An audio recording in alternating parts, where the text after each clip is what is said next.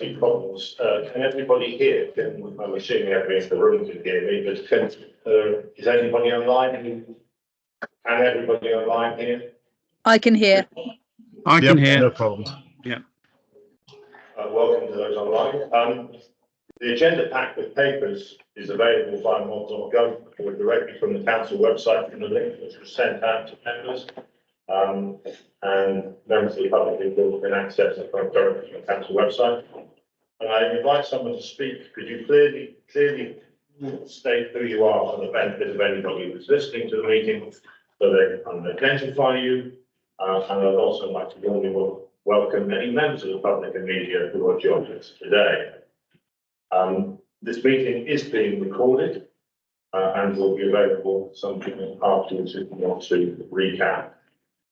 Finally, agendas are now viewed electronically, and I kindly request that members and officers refer to page numbers from the published agenda pack to assist all present in finding the appropriate information.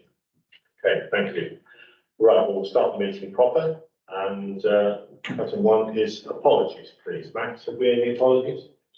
We have had apologies from Councillor Andy Dingwall, Councillor Steve Ashton, cover substitute, and Councillor Wes Reid, Councillor Martin Long, cover substitute. Councillor Pitts?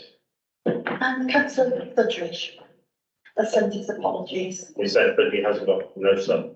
No. Okay, thank you. Right, we now have the minutes from the previous meeting, which have all been circulated. Are there any issues with the minutes from the previous meeting? No comments? Can I have a proposal to be seconded, please? Thank you, Councillor Cole, and seconder, Councillor Johnson. All those in favour, please? Okay, thank you very much. Right, declarations of interest, item 3. Are there any declarations of interest related to anything on the agenda today, apart from obviously your standard? Councillor Price, thank you. Thank you, Chair. Just to say that my husband currently is paid by street fasters for the next few weeks still, and street fasters use the CCTV in order to carry out the patrols. They have the radio and they do all of that. So that I have checked, and that is it is not a substantive issue to debar me from taking part should that arise in any discussions. Thank you. Okay, thank you very much. I don't think CCTV, other than may turn up in a discussion on the budget, but thank you for that. Councillor Pitts. Thank you, Chair. I'm not sure if I need to declare a person of interest as a member of Bridgewater Town Council, as it's mentioned under the department services and others. I think that should be under your standard declarations anyway. Thank you for that. Anything else? Can't see anybody. Okay, we'll move on to public question time. Have there any members of the public who wish to address the committee? No? Excellent. Right, our work programme then. Item 5. You'll see that our next meeting is scheduled for the 10th of April in this room here. We will be having the standard community services budget update, which I think is going to continue into the foreseeable future, of course. We have penciled in an update on, or a review update of the Gypsy and Travellers policies, although there is this may have to move back to June, depending on the progress of the report, so we're sort of pending, if you like. And then there is Somerset Cultural Strategy, which has moved around a little bit. I mean, Crystal, do we have a sense of when it will be coming in April?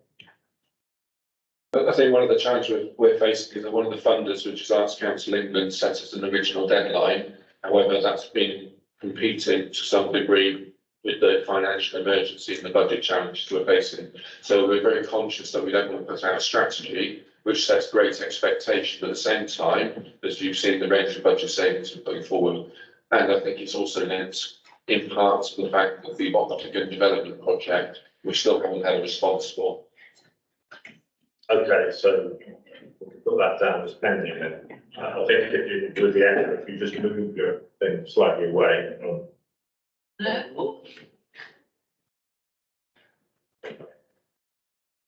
Perhaps we should hold a silent meeting if we go to Councillor Dawes. Thank you, Chair. I picked up on your comment about the Dipsy and Traveller review, possibly moving to June. Can I just ask why that's been moved yet again? Because this is an issue that's, I don't think is going to be sufficient airtime. Well, Mr. Brown from Housing isn't here. I don't know whether Chris Paul can add some detail for that. But purely a capacity matter, quite honestly, that we try to deliver the same options as well as then put them into practice for delivery. So it's not that it's not important, but in the sense of urgency, it falls slightly down the list, I'm afraid. Thank you, Chair. Thank you. Thank you very much. Okay. Move the mics away. Does that help? Right, well, let's carry on until we can't carry on. So, can somebody online tell me whether the sound echoing is really disruptive for you, please?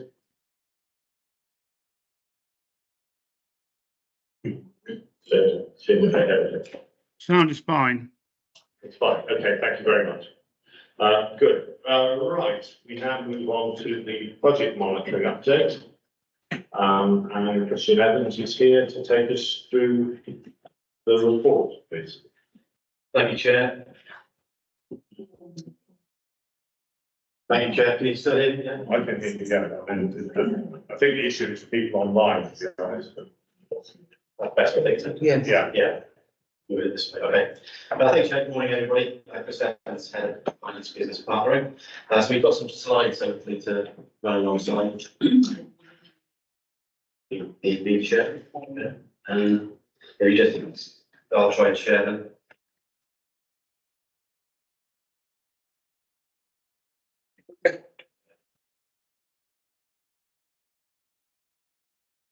Apologies for the delay. Okay.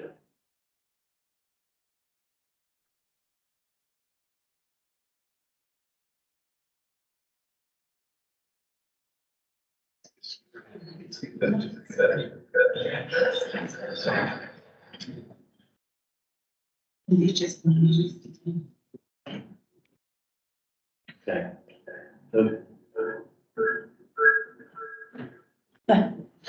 We're still on it.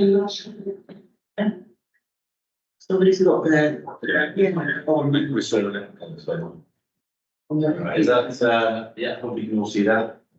Okay. So these are the slides that go alongside the report, hopefully a bit less detail. So this is the month-line budget monitoring report to the end of December.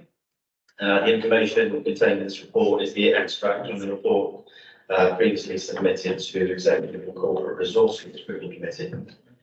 So, Is this what's on page 27? this is the slides, there's a report and these are the slides that go alongside it, should be in the reports back. But is this then what's on page 27? Because I can't, I'm reading that. No. There are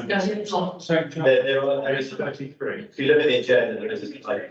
Right, thank you, that's the point, I was trying to find it. This is on page 33, for Yeah. those of you following on that. Well, even in the room, because we can't see that. Yeah, honestly, I challenge anyone to be able to see that. I don't think a single person in this room can see that.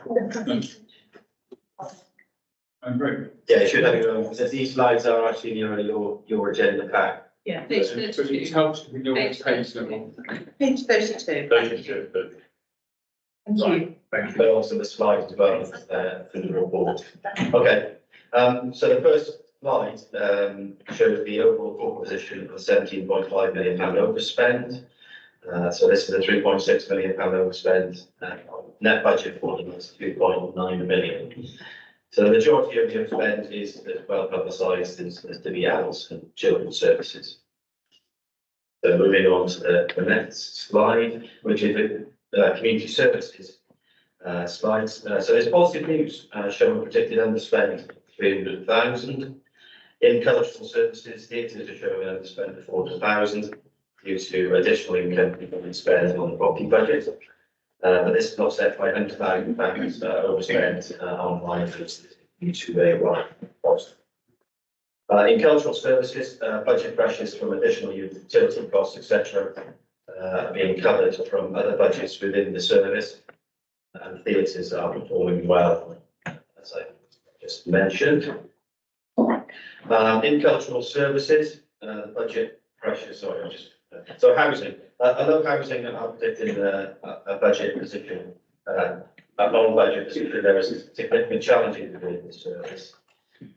Additional spend of 960,000 is projected in respect of homelessness, and 270,000 additional spend in respect of rough sleeping. So the 1.23 million additional costs are being fully funded by government grants, which are ring-fenced for this particular purpose. And on to the final slide. So regulatory and operational services. So we covered this in the previous meeting, but the grounds maintenance contract costs, which are being covered by budgets within the service. And just the last point, really, a considerable amount of work has gone into achieving the current predicted position of community services as a whole. Happy to take all questions.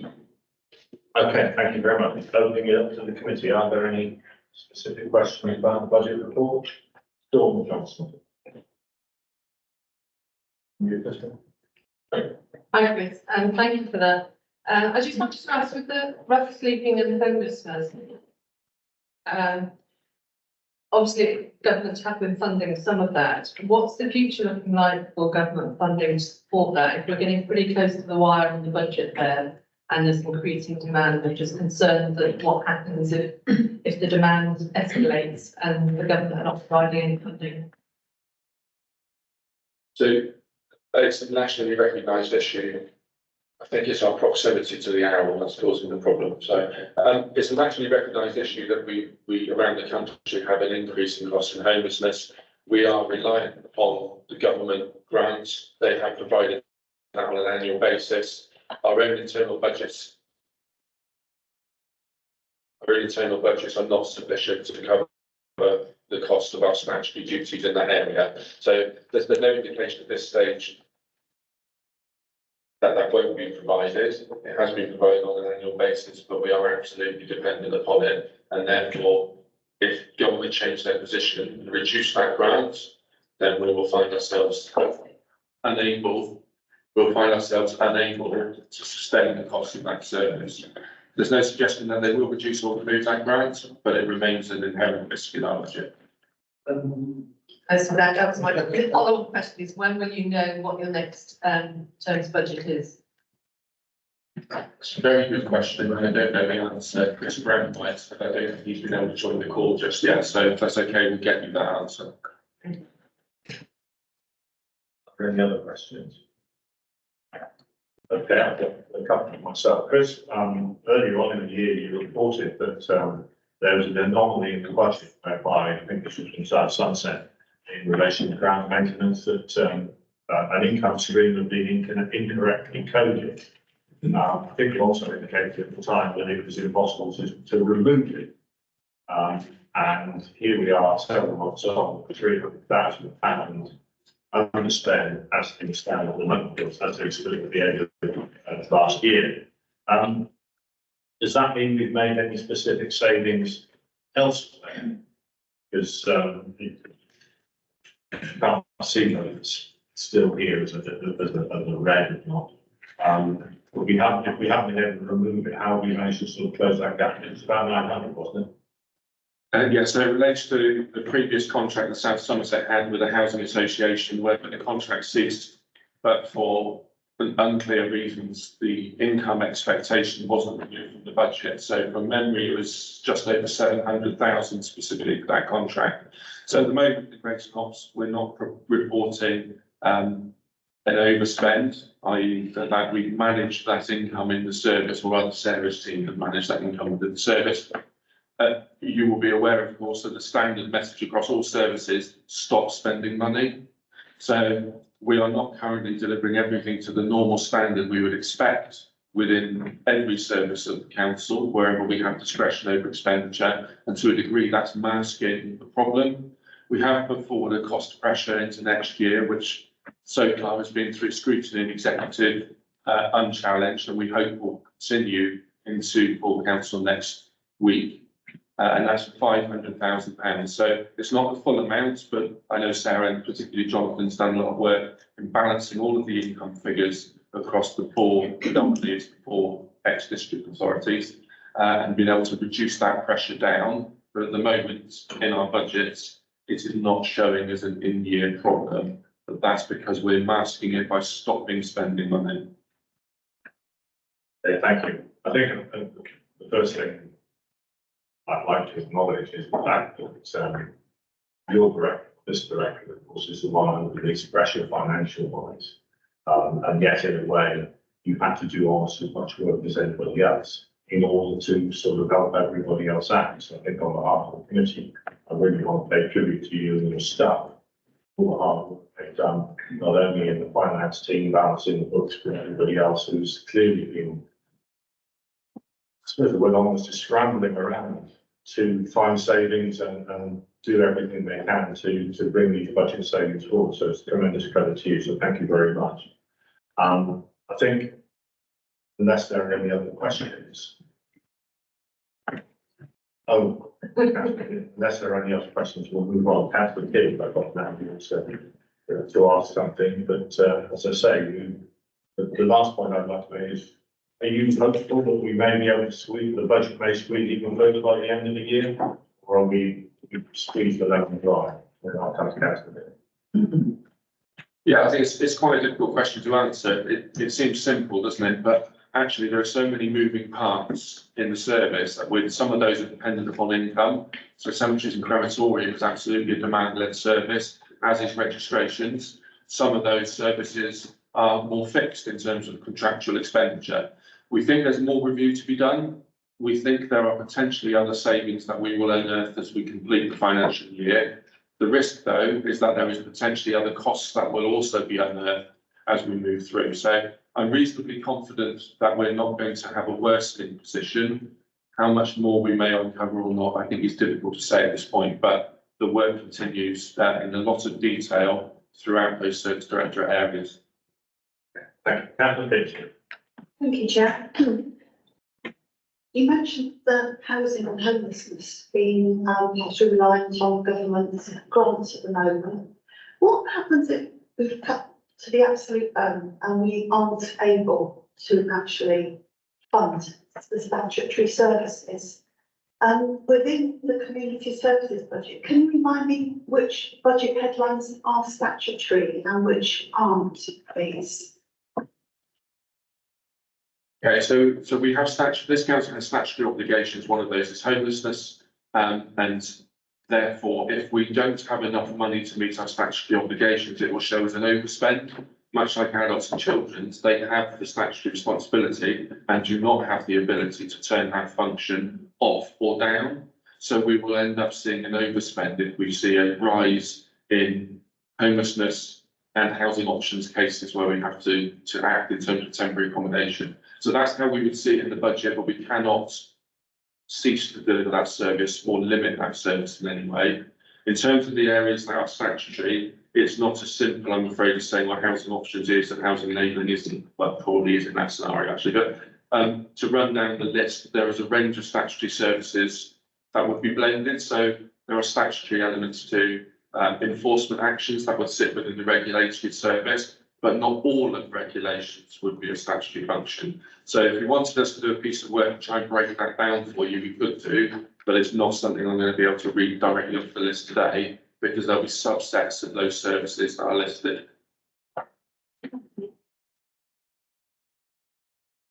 I think it would be useful for us to be aware, knowledgeable on which are the statutory functions within community services, please. Is it possible to sort of give a guide as to where we statutory? I think if you take the blending, it's going to be very tricky. Without having a regular knowledge about this, if you could come up with some sort of basic guide as to where we start and finish, it'd be helpful. Is that possible? Yeah, I think we can certainly work something out for you, whether that's we could send back either a briefing or even just circulate a note following, but it's, yeah, it might take us a few weeks to work through given the other pressures, but yeah, we can start to give you some flavour of the different services that we have, that statutory versus discretionary. Yeah, on reflection briefing for everybody, but why in this committee might be a good idea. It's all cancel that this whole. Thank you. Are there any other questions?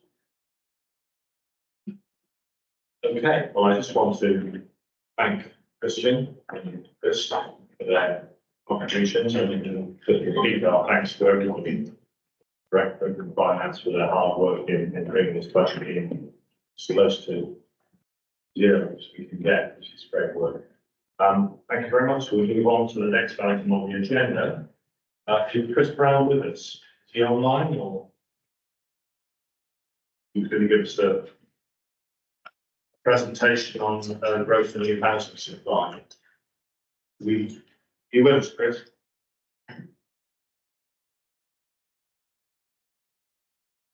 Okay, right, I think probably then it's useful just to move on to the next item on the agenda, which is the open spaces briefing, and Jonathan Stevens is here as the head of operations.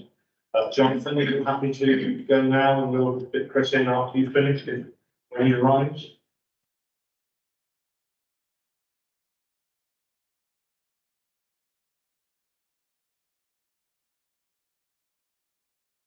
The open space briefing is on page 30. I beg your pardon, the open space briefing is on page 37. The slides are there. I haven't got the slide back, I don't think, for Chris Brown or the contact one.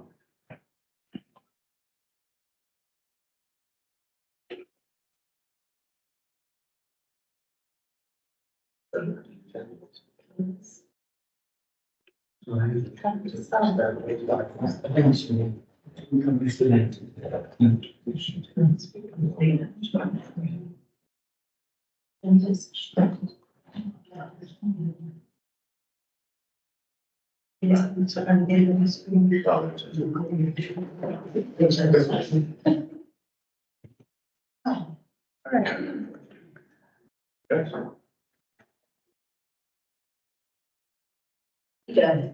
So, I'll put when you're ready.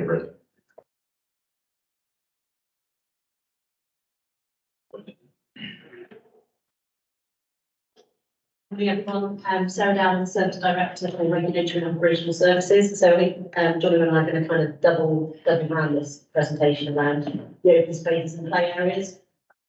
A bit nearer to you.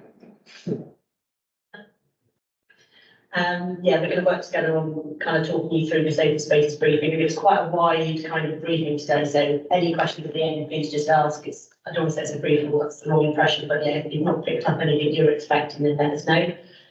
So just a quick tour around the open spaces and play areas directorate. As the slide says, we've got kind of 95 parks and open spaces across all the district areas, over 300 play areas, and 10 green flag accredited parks. And obviously we've got some fairly hefty looking on paper maintenance budgets and salary budgets associated with that. I think these things on this slide are all things that all the former district councils had within their remit before. So these are all fairly balanced across all the areas. There's some other areas of our service that perhaps are only special in certain districts. These are kind of common across the piece. So you'll probably be aware, in case you're not, we've got 3 in-house depots. So our depots with our sort of large staffing groups delivering street cleansing and grounds maintenance services across Somerset, 1 in Wellington, 1 in Bridgewater, and 1 in Yeovil. So that all of our open spaces operational staff are based out of those. None of them come to the other district offices, and they're entirely kind of, as you like, work separately to the main organisation, and that's something we've been doing over the last year. But since that, it's trying to make sure the depot staff are part of the wider organisation. We do that. And we have 1 outsourced service, and actually that's going to be picked up by Jonathan in the next item, so that will be covered off later on. But that's delivered by a company called ID Birdie, and ID Birdie do the job in that former Mendip area, all the grounds maintenance and cleansing services. There's also a number of friends or groups that help or support work alongside us to deliver services on behalf for us in different areas. So what is an open space? There's no definition of an open green space, so it doesn't matter on its size, quality or description. But it is generally land laid out as a public garden or used for the purposes of public recreation or land which is disused burial ground. As you'll know from across the patch, these open spaces have a whole host of different uses, whether it's local football, park runs, they have skate parks on them, they have park active and travel routes around our major towns, and they also support the nature. So, thank you. Yeah, I thought we did a little bit on the conflict response to the ecological emergency as well, because the open space is a big part to play with that. And this also touched on communication, which we'll talk later. In the form of Somerset West and Taunton, we did a piece with Somerset Wildlife Trust to try and recategorise some of our open spaces. And we did that to identify what was the best way of managing those open spaces for the benefit of nature. And I thought we'd talk about this as well with No May on the horizon. That's quite helpful for everybody. So this is something that is now rolled out across the county. We cut the grass in our open spaces in different ways. If it's by every park, for example, we do that very frequently. We identified the frequently mown category simply because what we wanted to do from a communication point of view is we wanted to make it clear to members of the public that the primary role of an open space was always to provide amenity and access to the public. So we wanted to reassure them that the likes of the Orange Park, where there's play areas, where there's football pitches, they will always be mown so that good recreational access can be maintained. And then we did a couple of other little bits as well. We identified what we call a flowering lawn. So these are areas where, for example, there might be picnic areas for football pitches, but there is some space within there to leave longer grass. And then you might see a few more what we call annually cut long grass, and these are in essence urban meadows. So these are areas where we've identified that there's no real any things like sports and football. What we're able to do is allow the grass to grow long, but maintain the paths, so the access was still good for people to exercise and walk, etc. And then finally, these are the areas that really are kind of your sort of scrub, if you like, on the periphery of towns and villages, and we're trying to call these winter shelter. So this is something that we don't cut at all through the year. And one of the main reasons that we brought these categorisations in was to try and move towards a more annual wildlife friendly mowing regime, rather than kind of just concentrating on the No May. We wanted to have habitat all year round for wildlife. In terms of the future of open spaces and grounds maintenance, we've been working with other services to understand what efficiencies could be gained by bringing those services closer together. We've been looking at something called zoning. So zoning is something we borrowed from street cleansing. Basically, what it means is that we would just turn up as a group and just maintain everything in that area as a zone. So you determine all the zones and towns. You just turn up on the same day and does the work there. So we've done some work to try and identify what goes on in these open spaces, and I'm sure you'll know as councillors that leaves on the problem of turning up. The old district would cut to a certain point and then we stop, and then highways would come the next day, cut to a certain point and stop. So what we're trying to look at doing is bringing the services closer together so that actually the council just turns up on one day and just maintains everything. So it cuts back all the cycle paths, all the rights of way, empties the bins, cuts the highways versions. That would bring grounds maintenance teams much closer together. And like I say, just one visit for everybody, which makes it much clearer. A few advantages of zoning, there's less travel involved, much easier for us to schedule.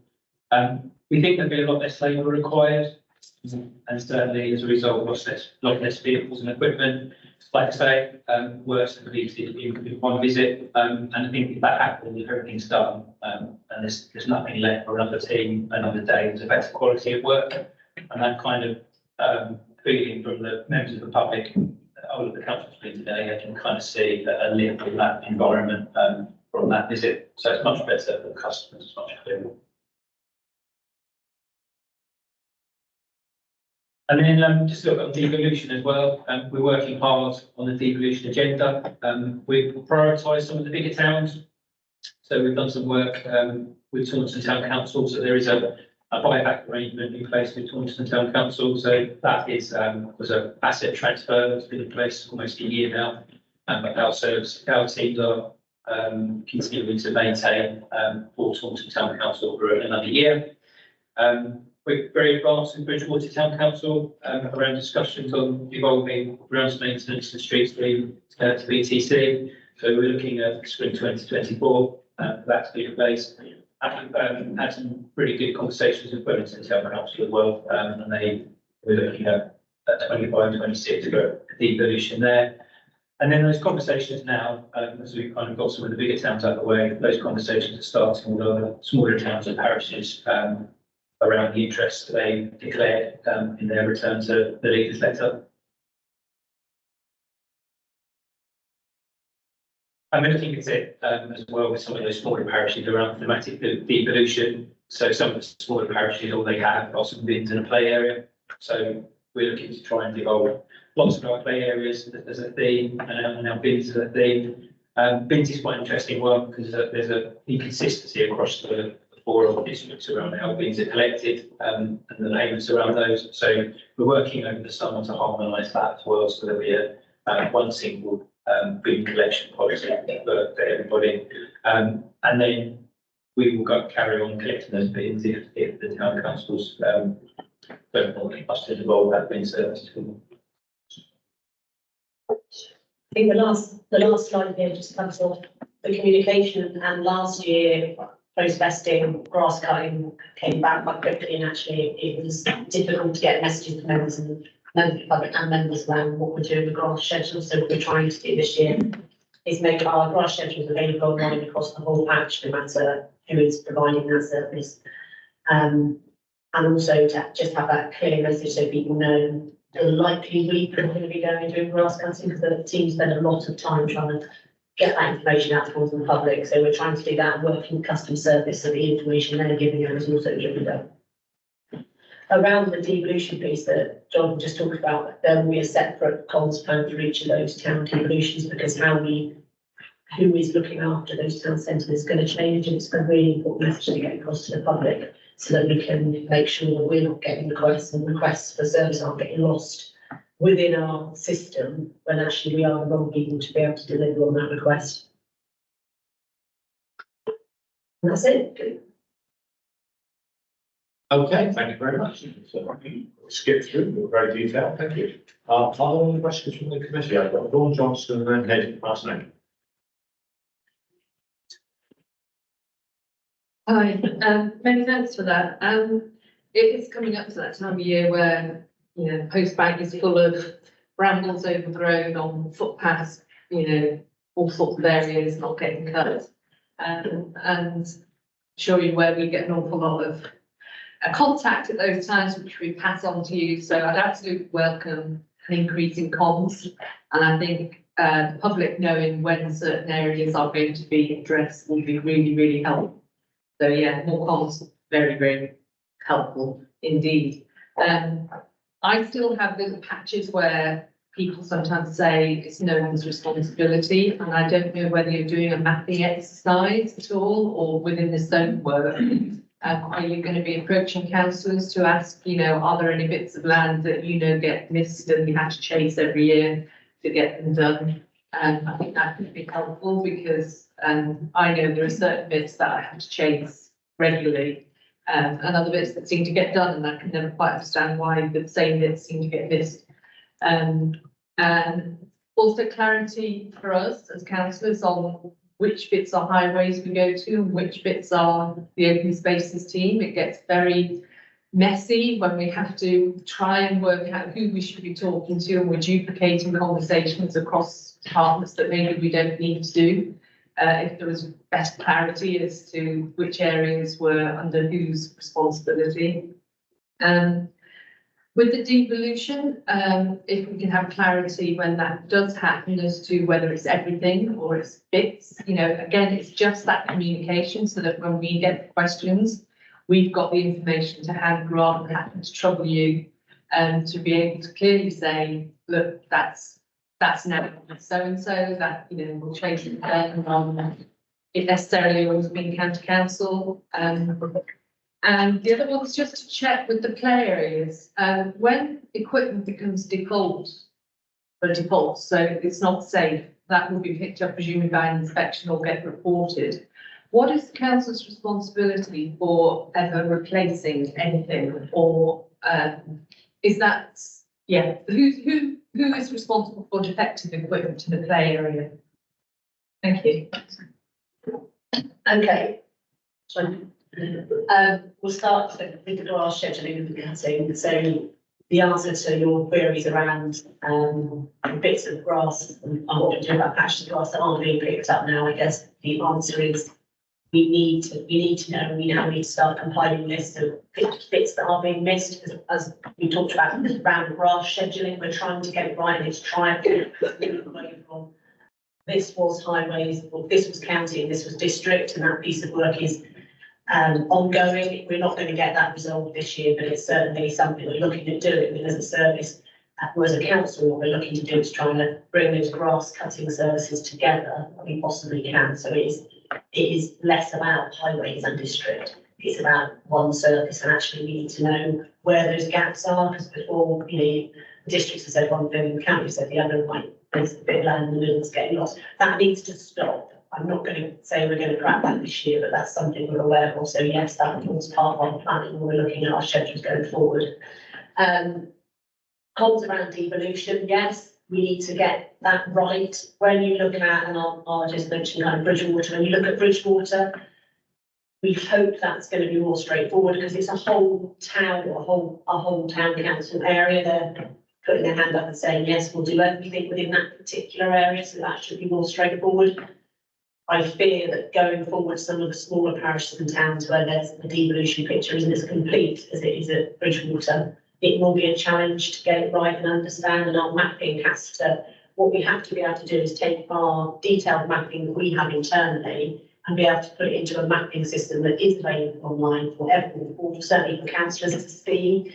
It's a bit of a challenge turning it from that integrated system we've got within ourselves to actually say to the public, this is what is done locally for you now. But that's another devolution challenge that we've got to work through, but it's on the list to be worked through. Again, it's not going to be perfect as a start for 10, but we'll work through it. In terms of parks and maintenance of parks, if it's our park and the equipment is defective, we'll obviously the inspection we will stop people accessing that bit of play equipment. In terms of replacement, there's no statutory duty. We've got to replace a slide if it's broken, but our play inspectors and the supervisors from the parks will look at that particular park and say, what can we replace it with? Does it need to be like for like? And we do have some maintenance budget for replacement. If it's a large scale replacement, we will have to do that through a capital replacement programme. So that will need to be planned in. But that is part of our ongoing plan for those areas. If it's a park that's been devolved to a town and parish council, then that would fall to that town and parish council to replace that equipment. Is that okay? Yeah, thank you. Thank you. Again, maybe a list of equipment that's being replaced or is in the system would be quite helpful to know which ones are being dealt with and which ones are not going to be replaced, or that would be quite helpful. Yeah, you can go through that and then you can. Yeah, I'm certainly, I think it's a different picture in all districts. So in Scotland, we have a long-term plan where we know that piece of kit is likely to be replacing in 10 years, 20 years. So we have that information. We're trying to compile that, but it's something that we can share so that everybody's aware of roughly when a piece of equipment needs replacing. And then normally In the past, we've written out as well, so ward members and parish and town councils to say this is the plan for next year, this is what needs replacing. But we did that in one particular area and that went done really well. Yeah. Because it felt like that's a level of consultation as well, engagement and influence around what goes in there. And just a little bit on that bit, everything is mapped now. We know what is high risk land and we've been able to put all of the layers onto one system. So we do know who owns what, we can see that. Putting that into a format that is shareable is more challenging. We would like to be able to have an external mapping system that you can click on and see who owns what. We can do that internally for you. You can see that the aim is to be able to share that wider for everybody, so members of the public can see it, and members can see it too. One last question, Chris wants to come in, please. I hate to be the bearer of bad news, it feels like that's my perpetual job at the moment. So Sarah and Jonathan are completely correct in terms of the usual process, but we have put in a budget savings proposal, CMS 09029, which would pause the replacement of defective play equipment in 24-25. So that is subject to member approval or otherwise as part of the full council pack. So that would mean we would be replacing any play equipment that is owned by us on our land, unless it's externally funded through Section 106 agreements, SIL agreements, or commuted sums. You want to come back on that? Sorry, yeah, got a couple of other things up. In terms of the parks, so I've got areas which, not necessarily parts, but patches of land which have been neglected for a long, long time. And I was never quite sure whether they were picked up on inspections, whether every sort of open space area was always visited. And it's just trying to work out how they stay in the system as areas that are mapped and are included, because I think through COVID, a lot of people are really wanting to have their open spaces for their children and maybe upgraded, and community work can happen to make those things happen. That'd be great. So certainly trying to encourage volunteer groups who want to sort of rejuvenate open spaces or little parks, maybe have one bit of equipment. But I think if we can have that list, it'd be really helpful to know that everything is being picked up. The only other thing I wanted to check was open spaces in new developments. How do you deal with that? And obviously it comes under the planning department, and then how do you link and connect with planning that's going on in new developments in terms of open space management? Yes, we're quite closely aligned with the planning service. They will come and talk to us about what's going on, and there's obviously the section 106 money and community sums that come forward to help us maintain it. I think, I suppose just as a comment, some of the districts perhaps get that better than others. So I think with Sarah and I bringing up structure forward, that would need to be a place in there for that, to actually do that specifically between planning services and open spaces, because it does come a point where those open spaces become the responsibility of the council normally, and they need to also come across to us in a good state as well, because I think another comment, we find ourselves kind of in this stand-on position where we need to be satisfied that the trees have had good surveys, so there's no risks to us on those open spaces before we take them on. We also need to make sure we've got the revenue to be able to do it as well. So that would be my comment really. I think is we need to have something in our structure that is specifically responsible for making sure that's done properly. Okay, thank you. Hazel Price. Thank you, Chair. Read off my notes on my phone. So I'm in my division, ward, whatever we call it these days. I've already experienced the issue around play kit where the seesaw was broken, vandalised, I don't know, but it's disappeared from the area behind Holway School, and I've been told no chance of any replacement. They did replace the broken drawbridge, the drawbridge bit, but I gather there'll be no money for that in future. And the question I asked was, surely we could be able to access some SIL money from Taunton? And the answer was no, because that is owned, an asset owned by Somerset Council. All the still money that the Somerset Council has is tied up in big projects. It's the town council that has the still money for little projects. You can't have any of that because this is the little project. You can't have any of that. So I think there's an issue there for discussion, because that seems to me to be absolutely ridiculous and grossly unfair.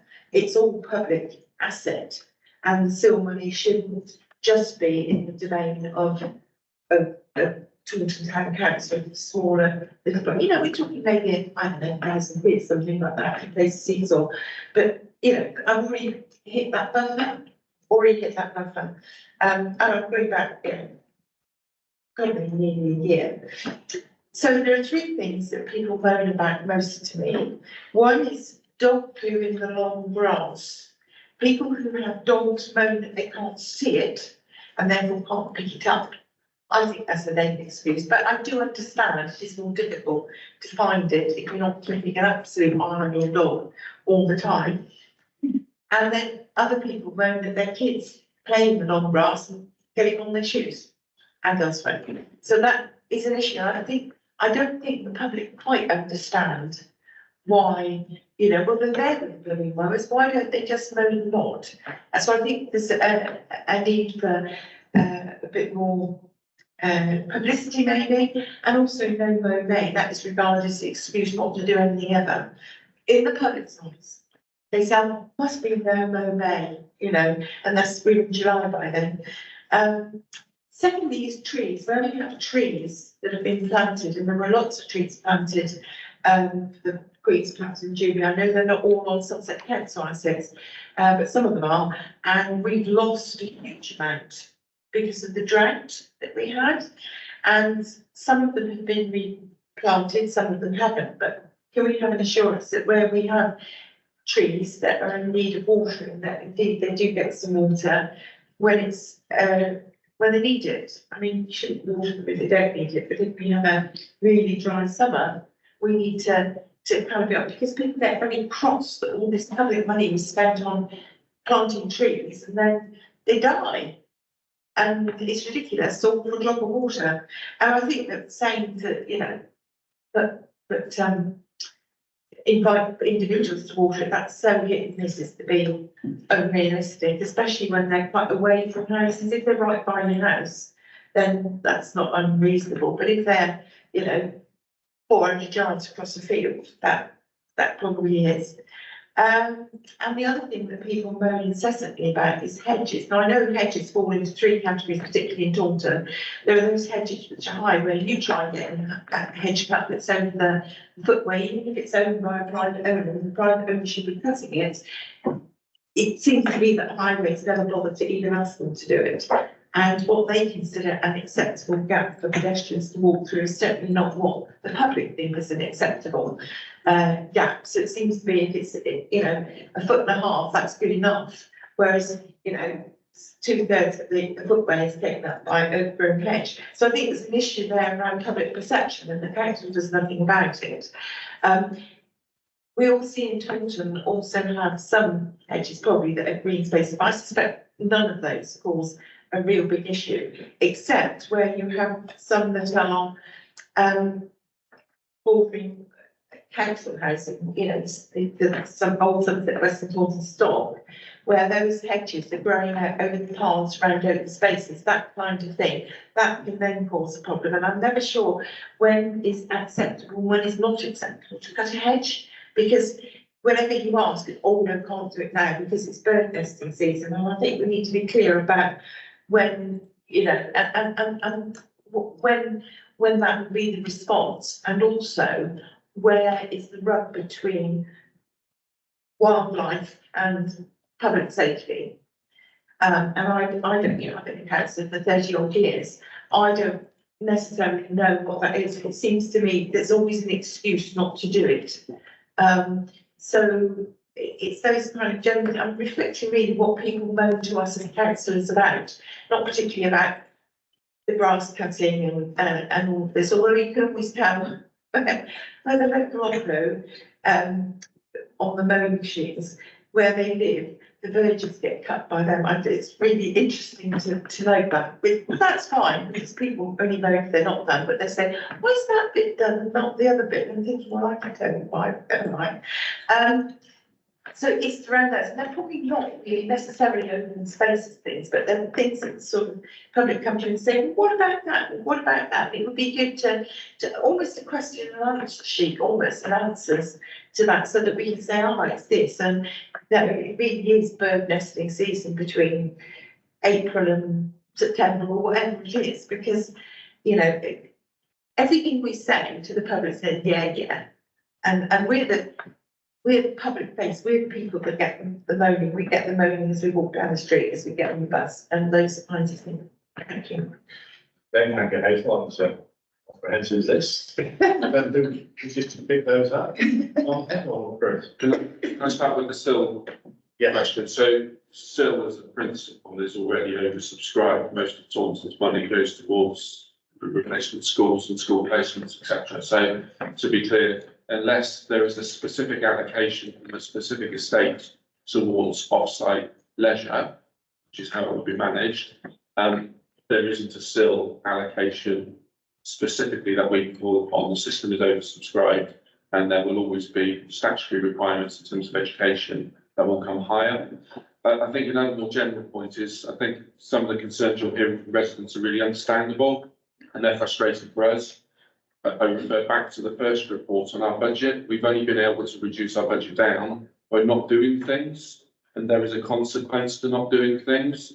So presented as a positive message that we are underspent and contributing towards the council's overall position, the consequence is people will see things that aren't being done that historically would have been done and they've become accustomed to. So I present you a positive report in terms of the budget, but these are those consequences. And then finally, before I hand over, I think it would be really helpful if we could have member support in terms of No Mo May. We're not trying to pull the wool over anyone's eyes. It's a genuine initiative. I understand members of the public will have frustrations and they'll read more into that than it is. But there is a positive message that goes with it. And if we could give you the correct information, it'd be really helpful to have you in the community as advocates for that. So we give you the information, we ask for your help. Thanks. Okay, I've got Susanna Hart, please, and Hendrik. Sorry, Jonathan. Sorry. No, so I was going to say some of their points, dog messing on grass. Yeah, I share your view that it was a bit like the late excuse, but you know, we're still learning on all of this sort of things. We're only 3 or 4 years into an on grass program, so I kind of do understand the pros and cons around the dog mess. We lost a lot of trees last year in the drought year. We lost 50% of the trees we planted, and that was unusual. We normally, the survival rate's around 75%. The kind of perspective, National Park Authority aim for around 90–95% survival rate, but they put an awful lot of resource into ensuring the tree survives. So that just gives you some figures on that. But we do water the trees. We do access some grants as well to allow us to employ people to water trees. So none of us want to lose trees. We did plant a lot of saplings rather than specimen trees because they do actually, the research has shown that actually after 7 years they catch up anyway, but they do take better. And they're not, you know, 70–80 pounds. So if we lose some, we can go and get them and replace them. No Mo May, I think Chris is absolutely right. But I would urge everyone to have a Google of the Somerset grass and management strategy, because that's one of the points that we make is that No Mo May is a really good initiative, but we don't just want to focus on No Mo May. It's a year-long programme of grass and management. And then hedges, yeah, I can't comment on highways, but you know, else do get home cuts. In terms of bird nesting season, we don't tend to do hedges inside bird nesting season, but it's a health and safety issue. We can, if we do a survey, bird nesting and things like that, we can do that. When is bird nesting season? I'm not sure it's formally defined, but we always work from March to September. Thank you. But that's insistent, tends to be seasonal, like weather, so it's. And that's interesting because it's changing as a kind of change as well. Yeah. It's getting. Okay, I've got several councillors wishing to speak. We're running a little bit behind time, so if I can ask everybody to be very succinct in what they're saying. I've got, so Susanna Hartley. Oh, hi, just very quickly, Chris, you, discussed the financial constraints, meaning that we're now no longer able to replace quite a lot of this, damaged play equipment. Could you just reassure us that any play equipment that's no longer up to standard will be removed? Because otherwise, you know, not only is there a risk of injury, but there's also a risk of us being sued as a council due to the injury caused to a child. Further, could you inform us, which kind of areas, play areas or particular pieces of equipment can't be replaced, because that would allow us as councillors to see if somehow within the community there's a potential to find another means to raise the funds to replace that equipment so that the amenity remains available for public use.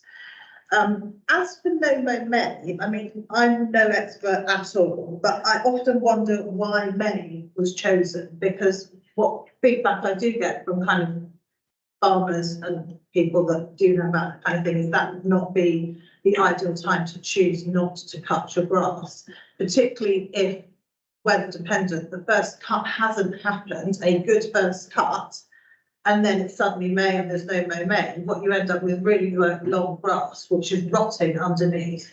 And so, you know, it's not a great outcome moving forward. And also in places where you are then going to mow, all you're doing is creating yourself a bigger job later. So saving a bit of money, not doing the job in May, but then having a way, I mean, if you just think in terms of your own garden, once you let it get out of control, it becomes way more time consuming. Therefore, I don't quite see financially, but I'm not an expert, I'm just throwing it out there. And also the matter of trees, I mean, I'm quite shocked to hear that 50% of them we lost, and even actually the 25% is acceptable and standard and what one would expect. So I know it's another task, but just maybe if it could be kind of handed down to us, where there are trees in our area that are new, that I appreciate what Hazel said, it's not ideal to have individual people responsible, but sometimes it would work. And so then we could just maybe save some of that 50% or 25% from unnecessarily and sadly dying. Sorry if that was too long. Thank you. Yeah, I mean, on No Mo May, yeah, absolutely. So there's no point cutting, leaving on the grass to grow, and then on the first of June just go cutting it. So that's why we've tried to move towards an annual programme of cutting that's stop grass in certain areas rather than the blanket No Mo May. And also, just to be clear, we don't stop cutting grass in May. We don't just sit around and not cutting grass. We still cut grass. With trees, yeah, absolutely. In terms of friends groups and the public, that's certainly something that we can look at. I think with the looking at the survival rates, just to be clear, because we've moved to saplings, which are, you know, got a 90p. If we lose trees, it's quite easy to replace them the next year and keep that figure up. I think that's it for me. Thank you. I think I was there's you were seeking some assurance around the play equipment, so yeah, absolutely we'll remove it if that's suitable. We might just protect it though, so if something is part of if a swing is broken on a larger piece of play equipment, we're going to remove the swing. The budget statement proposal is only put forward as a pause in the replacement programme for 24-25, so we wouldn't want to remove a piece of play equipment rather than protect it in situ and then update it or replace components in the following year. So we'll take the most pragmatic approach, but yes, safety comes first. Thank you. Then, Henry Palmer. Thank you. My question relates around play areas and put on new build estate. Do they automatically get adopted by us? I was thinking of the Henley estate, which is seen kind of just outside Wells. are they automatically adopted by us, or do we still have to adopt to a suitable standard?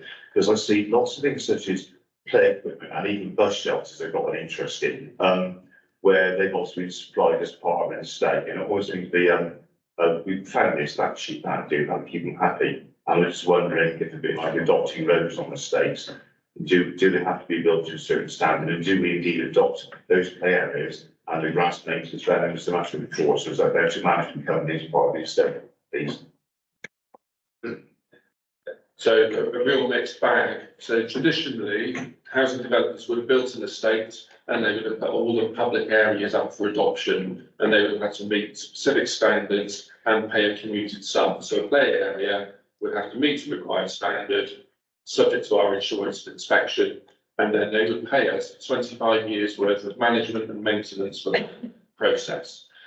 Over the years, that has moved gradually towards development companies employing their own maintenance arrangements on those estates at their own cost, in effectively not paying over the commuted sum. They believe they can do it cheaper, and then trying to put them up for adoption at the end of that commuted sum period, so they save themselves some money. What we're now seeing on most, if not all, of the newer estates is that the developer will set up their own management company, and through a rent charge, the homes will pay for that management company in perpetuity. So every year they get a separate bill for the maintenance of the public spaces, play equipment, etc. So developers have become more financially savvy to protect their own position and therefore avoid paying commuted sums to the council. So we're moving to a position where we are adopting less and less of the open space and less play areas, unless it was specific to the planning consent. So some of them are required to build a football pitch, or some they've got a larger scale, which they would then adopt. In terms of highways, they always put those up for adoption because they're a costly mechanism. It might take some years, yeah, we have to meet the required standard, but highways and drainage, they still continue to be up for adoption. But in Simon's ones, there's a bunch of, no, please, if you want to, no, you say, push it aside, it's fine, thank you. Simon, did you want to add something to that? Thank you, Chair. Yes, it's on this question of the roads adoptions on estates. A number of the estates in Taunton where the roads have not yet adopted. One estate is, I think, 39 years old now, and the roads are still not adopted. And another one is 20-something years old, and the roads are not adopted. I'm glad you understand that is because they've not been made to the correct standard, so therefore cannot be adopted. And that's causing all sorts of issues with the locals. So I'm not sure where we are there, because one of them, there certainly was a commuted sum theoretically for 25 years, and that's now overgone by 14 or 15 years. So there's potential problems there, and I'd love to know the answer. So in simple terms, there's a risk of confusing two things. If something is adopted, then normally in the highways context, then it might come with a commuted sum or otherwise, but it becomes maintainable at the public expense. It is for the developer to put it up for adoption. The council can't take something it doesn't own. So the developer must put it up for adoption and meet the required standards, and if it comes with a commuted sum, they must pay it. If they don't, then it is not maintainable at the public expense. I understand the frustrations of the public's perspective, but actually it's not, it doesn't belong to the council, it's not maintained for that purpose.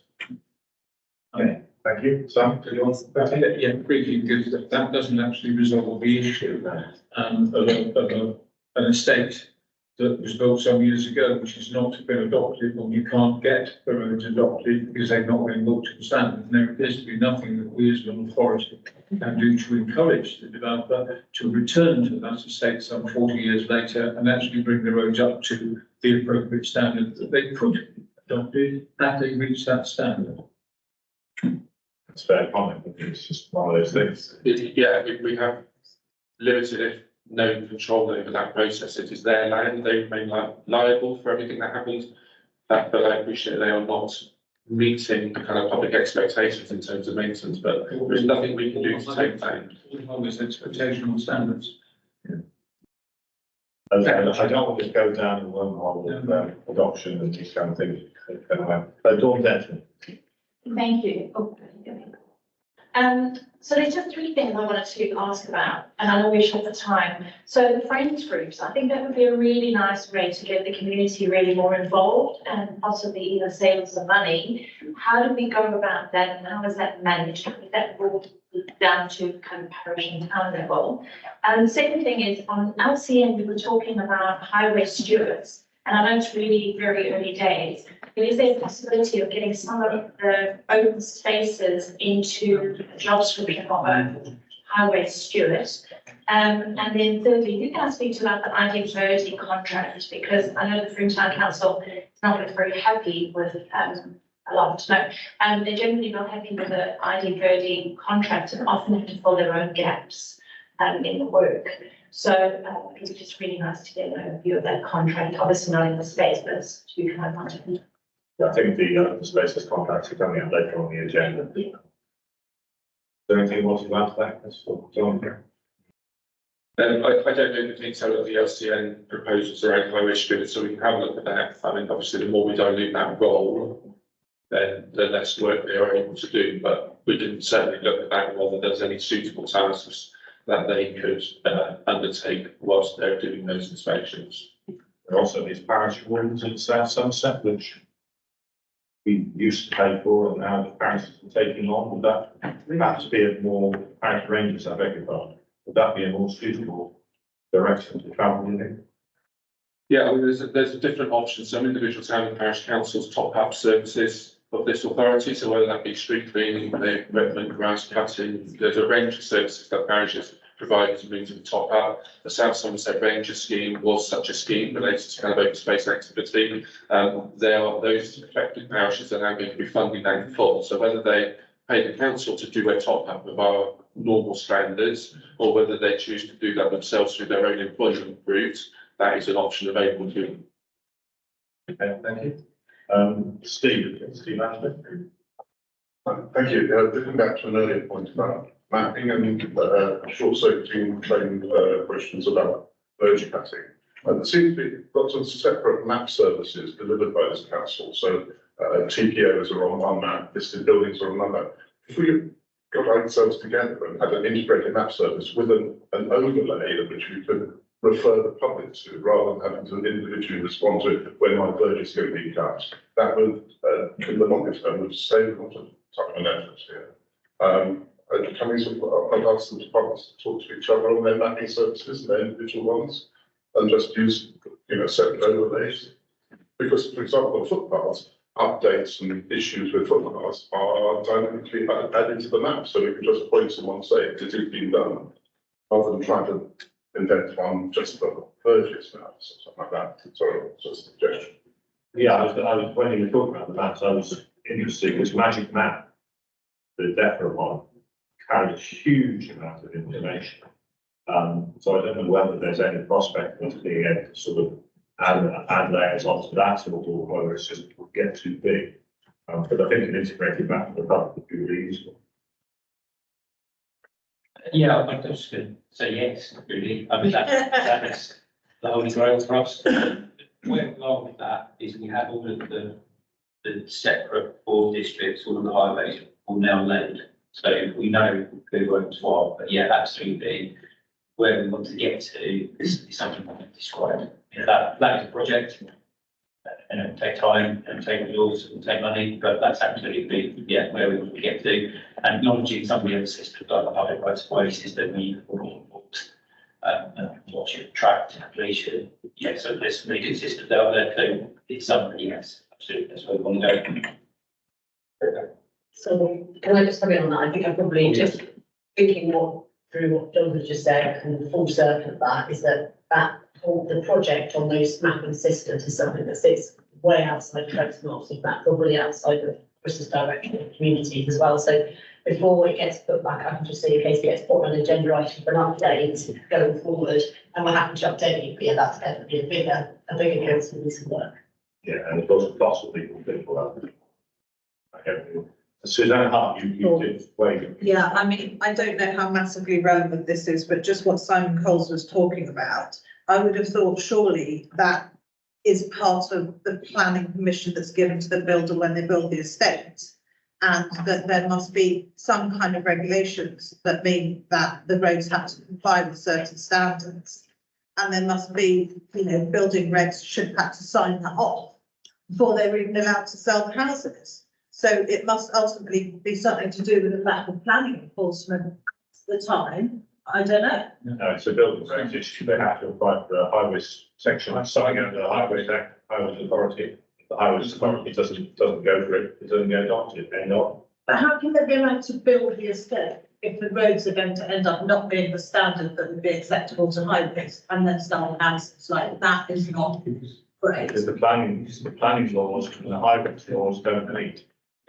So we maybe need to do something to try and help somebody who could make that change. At the asset or if your road doesn't be adopted, don't buy the house. Yeah, maybe that's something that. Right, I've got Norman Campbell online. Norman, sorry, you've had to wait a few minutes. That's all right, Mr. Chairman. My apologies if I've missed some things. That the sound leaves a little bit to be desired sometimes. But I'm not asking the question I wanted, but on this section 106 on highways, etc., with new developments, it depends how we specify, surely, the completion date of that section 106. And then it comes down to what I would call the missing link, and that is enforcement. We appear to have no teeth to enforce on highways, on sports pitches, on goodness knows what else. Anyway, that aside, it was just right back at the beginning, I heard that under open spaces, disused burial ground. With our meeting coming up on the 20th, I thought closed burial grounds were no longer going to be maintained. Are they going to be maintained? That's a good point. We're statutorily responsible for that, aren't we? Just so we're clear, there's no statement proposal in relation to closed burial grounds. So the council will continue to maintain as we currently do. Did you hear that, Norman? I think Chris said they are going to be maintained as they are at the moment. Is that right? Associated with it. Great. Thank you very much. I've just got a couple of questions and briefly. I mean, the first thing, we've got these 95 open spaces and 107 play areas. And there's a devolution aspiration. How far is it proposing to go? You essentially wish to pass all these on to parish and town councils? And the second thing is about stripping services back to save money. I'm not sure I've got a very precise handle on where statutory and discretionary line is drawn in respect of open spaces. I have some other questions, but we need to move on, so I might just pursue them with Chris or Sarah subsequently. But I mean, on those 2 points, how far do we want? How many of these things do we want to devolve? And essentially, statutorily, if we do end up completely in the dark, what's not likely to happen? So as a matter of principle, we're open to asset and service devolution across all of our services. That's the starting position. So if town and parishes come forward, accepting the fact that they will have to fund and take responsibility, if they are coming forward and having conversations, following our interactions through LCNs and Councillor Revan's letter, then we are engaging with them and we are trying to find solutions that suit. So in theory, any number of asset and services could be devolved through that arrangement. We don't have a target as such, because it's very much dependent upon those towns and parishes and city councils being willing. But ultimately, we're open to a conversation on anything because of the financial emergency. In terms of the kind of statutory split, predominantly we don't have a statutory duty to provide public open spaces, and there's no minimum maintenance level other than the fact that whatever we do provide must be safe. So the overarching health and safety legislation and play equipment has other specific inspection regimes, but otherwise that there are very few statutory functions within the open spaces world. Okay, thank you. I'm going to ask you a very nasty question now. Given if the worst comes to the worst, these things are not statutory responsibility. Could you foresee a situation where these public open spaces would be closed to the public? I guess it depends on the approach taken by government. So if we find ourselves in a 114 position, we believe we've got a credible plan in which to help balance the council's budget, and we will be handing in that plan in the first instance. If they felt that wasn't sufficient and had to go further, we would have to reduce down various non-statutory services. Do I see play areas being closed? I think that's really difficult. Most of them by default are just open areas. So we'd have to come to an agreement on what the kind of health and safety minimum would be, rather than the current, well, it's a football pitch and we pass it X number of times a year and we line it and we provide nets. We would be into, well, what's the minimum safety requirement for that area? So I think it would very much depend on the approach we go. Yeah, sorry, I said it didn't answer the question. Thank you for that. I've got one more question. There's Francis Nicholson online, then we'll move on, please, to Chris, who's been sitting very patiently. Thank you very much. I'm very sorry, my computer crashed and I was out for a bit while it then updated before I came back. So it's possible that this has already been covered. The point where I was kicked out was where we were talking about adoption of roads and open spaces, and my query was on a slightly different one: is how are we going to handle roads that we now own because they used to belong to district councils, but are not adopted as part of the highway? Because the one thing that's really important is that we shouldn't mend one bit of road that goes past the end of a road, which we own, but isn't a highway, and not maintain and then decide that somebody else or some other team needs to look at the other bit. And I have a very specific example in mind. Okay, well, I have to say off the top of my head, I'm struggling to see where a circumstance like that would exist, except unless it was on a social housing estate or something. No, it's a road in Dulverton that runs from the B3222, and it serves private housing, the National Park offices, the youth club, the caravan club, 2 public car parks, and sheltered housing. That it doesn't belong to us. And it's a road that belonged to the district council, now belongs to us. I presumably it belongs to us. I'm not sure whether it falls within Chris's direct responsibility. There's open space there, but I'm not sure it's right. Okay, it was the adoption question. If this isn't the right place, that's fine. Perhaps somebody could come back to me and tell me where to take this. Well, if we own it, there's no adopting the question. I don't think. Is that right, Chris? Yes, effectively all assets of the historical councils are transferred across to this new authority. So adoption or not, if it was owned by a district, it's now owned in the responsibility of Somerset Council. So by default, it is ours, not ours in communities. It would be ours under highways. And we can probably direct you to the right person in highways if you want to have a specific conversation. But the principle is, if it was previously owned by a historical authority, it's now Somerset Council's. Right, okay. So the adoption question basically doesn't arise. All right. Yeah. Okay. Thank you. Thank you, everybody, for some comprehensive questions and a comprehensive presentation earlier on. We need to move on, so I'm going to ask Chris Brown to introduce his item on growth of new housing supply. There is a presentation which came in as a supplementary document on mod.gov and presumably also on the website. Thank you. Chris? Thank you, and apologies for my notes. Thanks. So we're going to just talk about housing growth, affordable housing growth. Members, many of you would have attended a briefing that we did, which were really using the same slides. There were a few additional slides in the members briefing a few weeks ago. The key starting point is really the amount of demand for affordable housing throughout the local authority area. So for affordable housing, we have the choice-based letting system Home Finder, between 10 and 11,000 households registering on that, registered on that. We only managed to let as a consortium of registered providers. That's all the registered providers working in the area signed up to Home Finder, about 2,400 per year. So there is obviously a huge amount of demand which outstrips the supply of affordable housing. That is social housing through registered providers. If we look at some more acute demand, we've got about 250 households in temporary accommodation at any one time. We, at the last count in November, we had about 57, exactly 57 rough sleepers who were recognised as sleeping rough that night, and the count was held.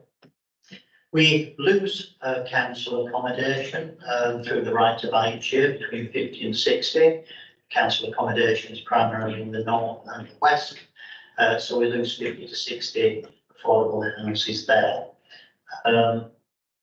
There are changes challenges with building new homes, partly national challenges, inflation and cost of build, but also regional challenges is trying to attract big builders to work in the southwest at the scale that we'd like them to. And there's a shortage of homes as well. It's not just the number of homes, it's the type of homes that there are available. So if you're needing a 5-bedroom property or a 4-bedroom property with complex health needs in the family, it is very, very difficult to accommodate. If we add to that the sort of challenges which adults and children face as well, around about 800 units of accommodation I think adults need currently. So very big challenges on the demand for affordable housing. Just to back that up really, this is sort of like on home finder, the number of households applying in different bands. So obviously if you are in bronze band along with 5,392 others, it's very challenging to compete with those affordable homes. And there is a pressure, obviously, which is an important pressure to recognise, is that a lot of people just need a home at the right price. Other people need a home because of their needs. Choice-based systems and priorities that we are required to support means that we emphasise need, and that's a key thing. And therefore, if there's a smaller number of affordable homes available, the more they will disproportionately go to families in need and customers who are just needing a house because of more economic reasons are going to struggle in the social housing sector. Thank you. And again, this is just a chart showing the size of need and the length of wait. About 500 households, even a 4, 5 or 6-bedroom property. It would take an average around about 10 years on the waiting list if you're looking to get that property you're after. So households need to change a lot during any 1 year sometimes, waiting 10 years and the family complexion is quite different. So very challenging. And a mismatch between supply of accommodation, affordable homes and keepers. So what are the council opportunities? We try and enable new homes. We have an enabling service. These work very, very closely with the planning service. They have a constant team on planning applications. They try and ensure that we maximise the affordable number of affordable units that come through the planning process. But I think that some of the earlier discussions indicate there's a lot of call on the funding available in developments and whether it be education or highways, etc. It tends to be squeezed to the affordable housing at the end of a new development because of viability. But it's the role of the housing enabling team, which is in my service, to actually try and maximise that and work hard to do that, working with registered providers and developers and planning colleagues.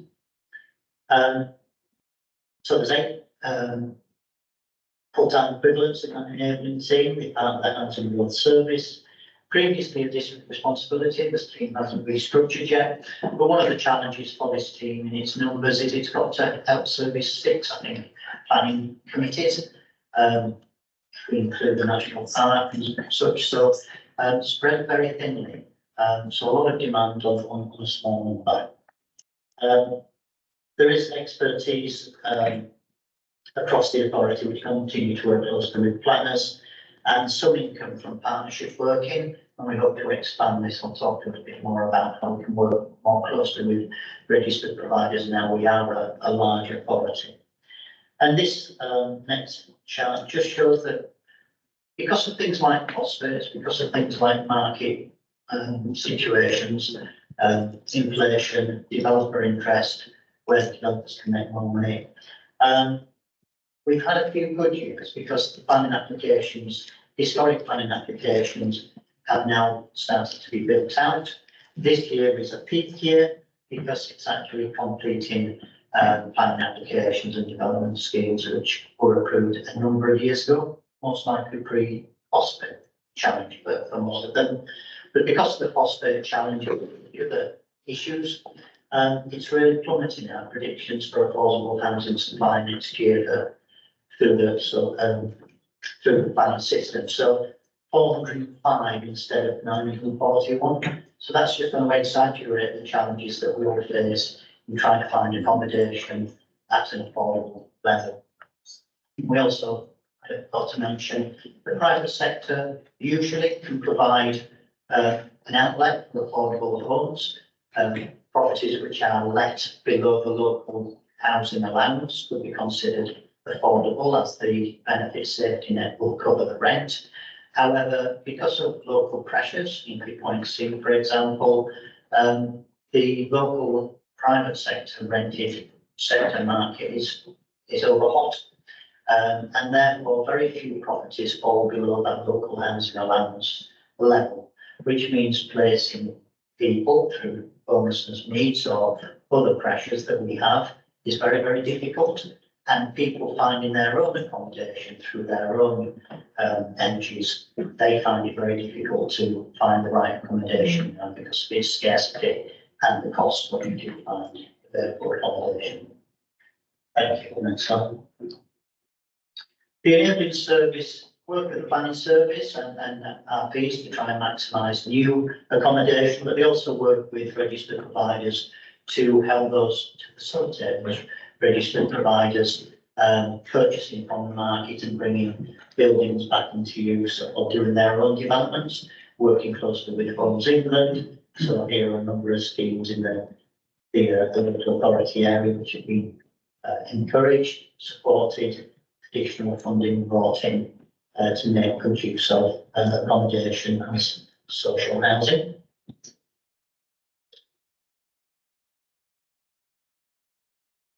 A proportion of the overall social housing the council itself is able to provide. And actually, when we look at 400 odd properties next year predicted, the proportion of council homes as a share of that will be very significant compared to previous years, because we're actually in a peak period of delivering council homes over this year and the next 2 years, with about 448 or something over this period. So over 100 a year social houses coming through the council. So we do play a more important role, but we're still a very small number of the big pie that we need. We do have a pipeline of units.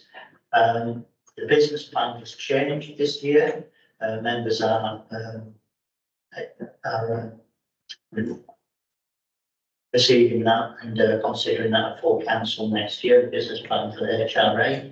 It does add some additional developments in there, but we have removed some of the pipeline units from the business plan, and we hope to put them back in future years, but because of pressures in the housing revenue account, they are currently outside, or more properties are outside than we would have liked.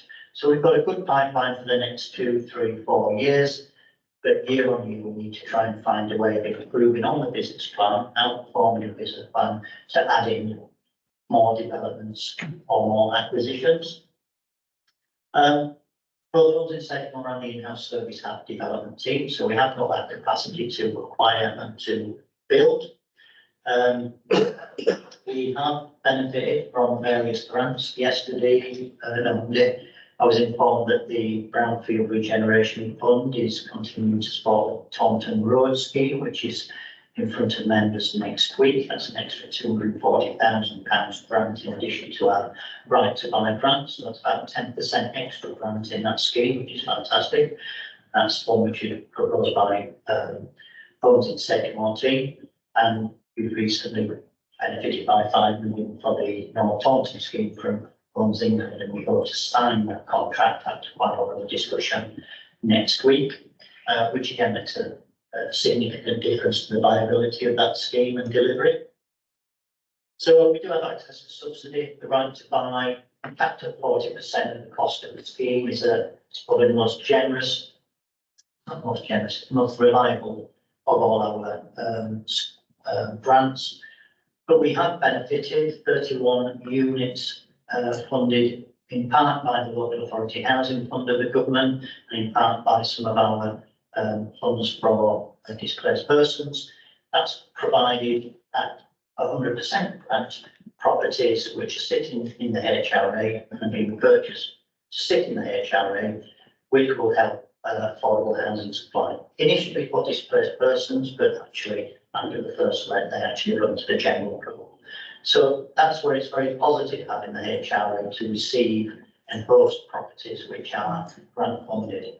And those help balance some of the more expensive properties which have less grant funding or are bigger properties that will cost more. Cost of our properties when we're building or acquiring between 100 and 300,000. That's about the range. So you'll see some on North Taunton because of the demolition work which has happened. Those are at the higher end. And they're also very large space standards generally, a lot of wheelchair accessible. And then at the other end, we are developing some modular schemes, subject to approval next week, which are costing about £100,000, of which we're getting 50% funding. So the range is, we pay between 50,000, between not, but it's only funded £50,000, and then we can pay sort of £200,000 to actually build some of the larger properties, and that's our own money to do the grant. So quite a range really. The service is supported by the general fund. Last week we held a workshop with children's services and adult services to see how we can work together to actually generate affordable housing opportunities. And some ideas came through that, some strong ideas of how we can use land rather than money. And those will be coming forward for consideration and development over the next weeks, months, years. But there are ways of working best together. We have one development programme now because of the unitary authority. So Sedmore District Council and Somerset Western Taunton Council, now stock which was council stock in those areas, are now able to be managed as one development programme, which actually means going forward we can choose the most appropriate schemes, either strategically or financially. And that's important for the business plan. The business plan will have choices and wider choices in the future. And we know members are keen that we expand our offer to the east and to the south. So some of the local authority housing fund properties are in Yeovil. We are also purchasing some properties in Martock and potentially in Manport as well. So stretching ourselves, although long period of time, most of our stock will be in the north and the west. So one development programme is very useful. Just to say that even with this development at the moment, the right to buy, to the next slide. The right to buy still outpaces development over the lifetime of the Housing Revenue Account business plan.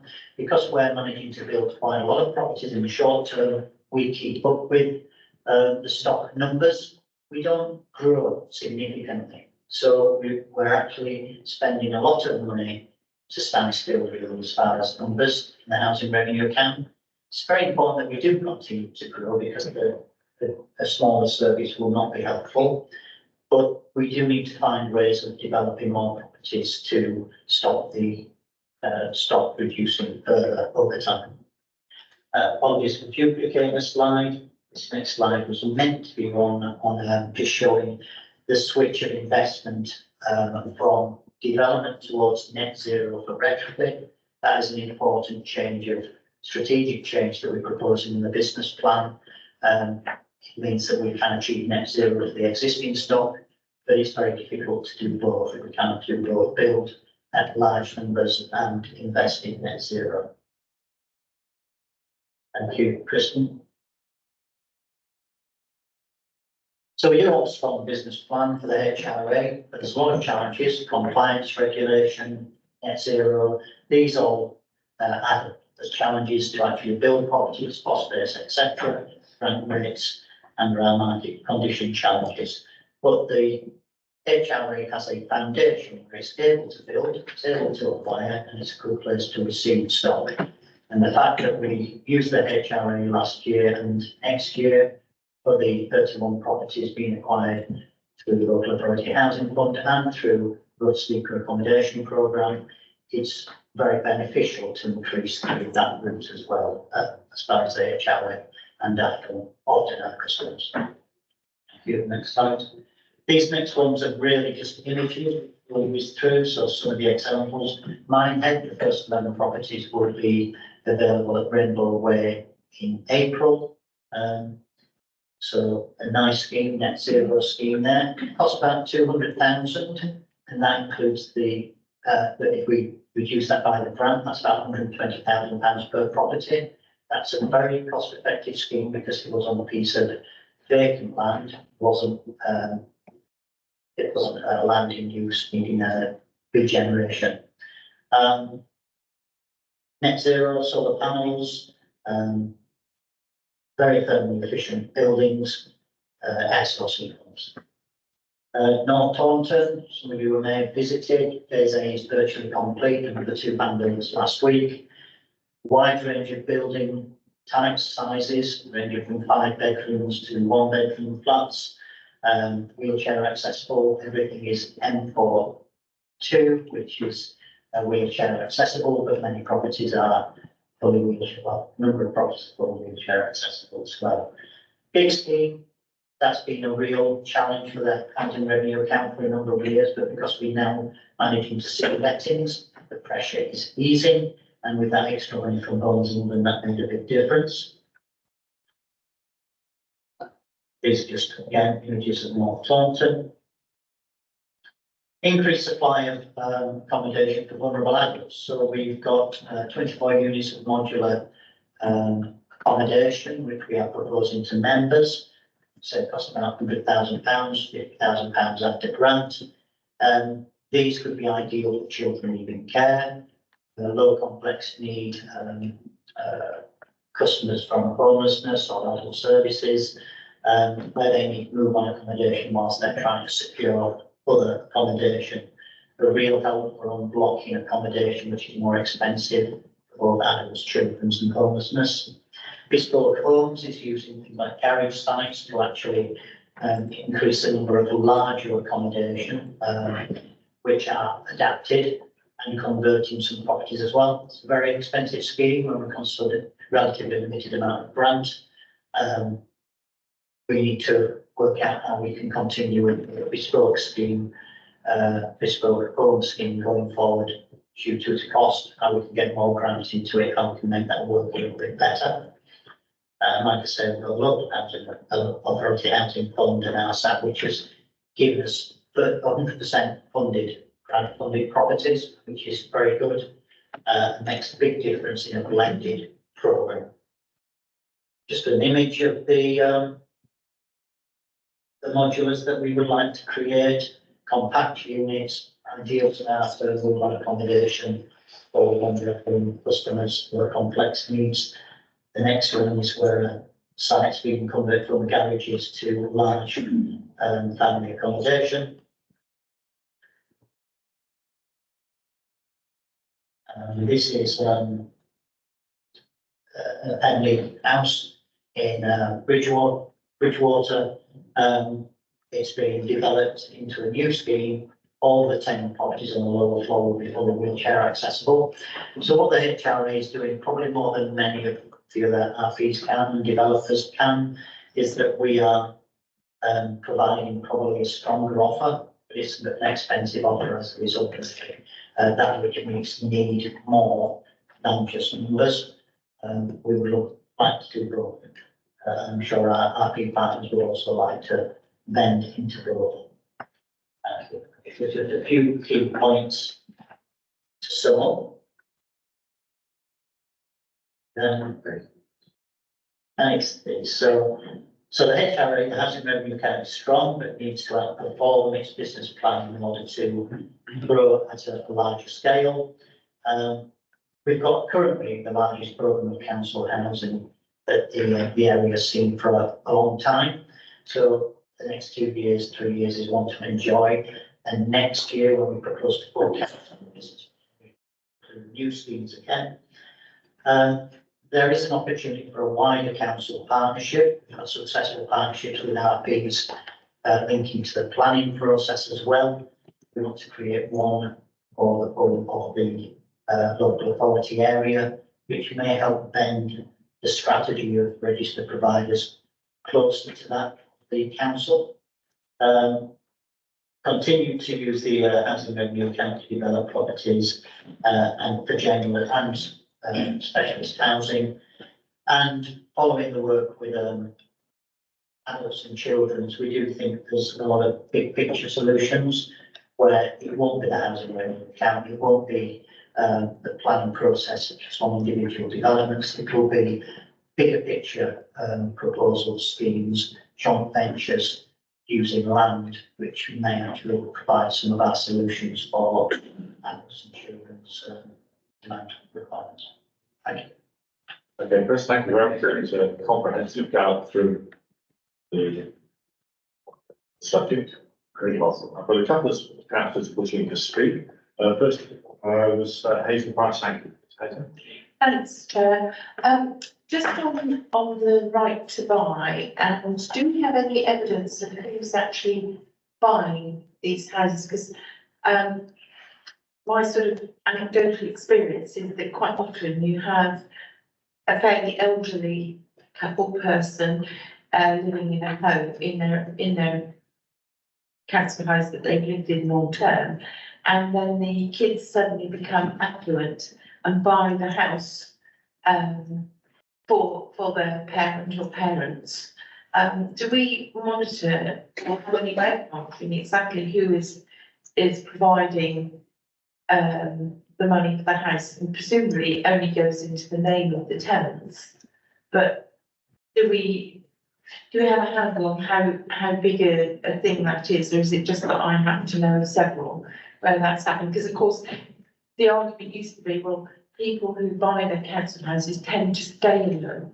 Well, often they do if they're buying them when they've got a young family. But if it's in those circumstances, what happens is you know, the mum dies or whatever, and then the family are letting it out. There's an awful lot of ex-council houses that are let, and that is clearly what's happening as a general rule of thumb. And I just wonder whether we know how much that's happening and whether we have anything we can do to control that. I suspect the answer is no, but I thought I'd ask. Yes, no, unfortunately, I do not know that level of detail, and I don't think we would be able to get to some of it. I think if money comes from family, it will be very hard to trace. I think if it's from a third party investment organisation, then it might be easier to find fraud there.